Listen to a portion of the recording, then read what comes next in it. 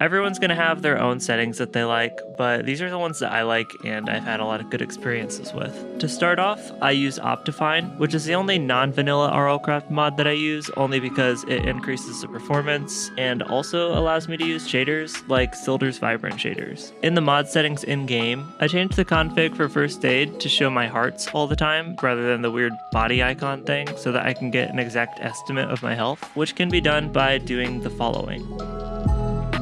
Another config I changed was in Quark, which is the usage ticker, which, when enabled, shows any update to your armor durability on your HUD on the bottom right of your screen. There are also mods that you can download that'll make so your armor durability shows up on your HUD, but since this is like pre-installed in RLCraft, I just like to use this one. Those three settings are like a must in my opinion if you're playing RLCraft, but as far as personal preference, I have my FOV set to 90, and let me tell you, once you set your FOV high and then you switch back, it feels terrible, and you'll really learn to love how nice it is having high FOV. My keybinds are a bit weird in some places, so I'll just scroll down and show you what they all are, but the most notable things that I changed is that I only use scroll wheel for my hotbar, and that's simply because I've always done that and I've never really had any problems doing that, and since every key on your keyboard seems to do something in RLCraft, it opens up 1 through 9 so I can assign random hotkeys later. For example, I have 1 to inventory sorting, 2 and 3 to set and call horse,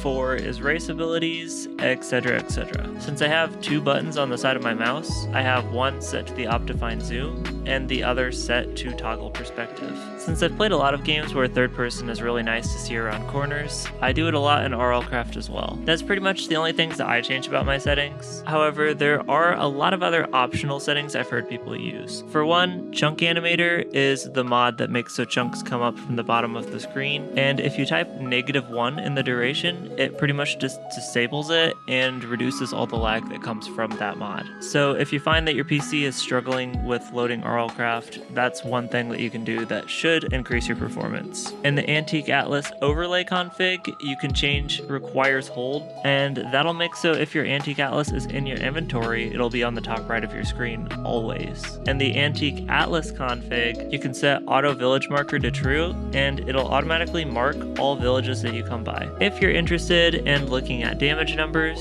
and enhanced visuals, you can set enable damage debug to true, and it'll give you a custom death message with the damage number every single time you take damage. Lastly, I've been working on the optimal settings for a shader that looks sort of like the Minecraft trailer, and I've gotten it to look like this so far, but the changes in the settings are like really involved, so I won't go into it in this video, and there's still a lot of things that I want to see if I can fix. For example, inconsistent leaf textures, the skill menu tabs not being transparent, and the basically completely unrendered lost cities. Aside from that, I've spent most of my time trying to make it not super blurry and run decently well, and I do pretty consistently get 60 FPS at 12 chunks and around 50 FPS at 20 chunks. Only reason I haven't made a video on this one is because of how many pretty significant problems there are with it so far, but if enough people would like to see the settings for this or anyone wants to help with it, I'll make another video on it and probably make like screenshots of the settings, that way you don't have to like customize all the settings yourself to figure out